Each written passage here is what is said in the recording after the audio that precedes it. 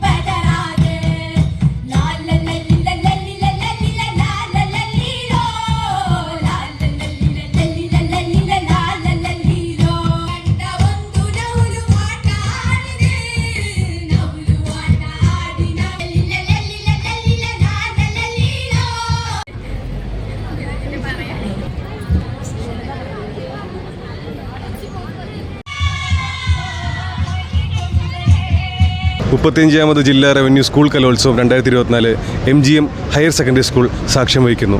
ഒന്നാം ദിനമായ ഇന്ന് ഊർജ്ജസ്വലരായ മത്സരാർത്ഥികളും നല്ലൊരു പ്രേക്ഷകരുമാണ് ഇവിടെ നമുക്ക് കാണാൻ സാധിക്കുക. ക്യാമറമാൻ റഷീദ് മലശ്ശേരിക്കൊപ്പം ന്യൂസ് വ്ലോഗിന് വേണ്ടി മെൽവിൻ എൽദോ.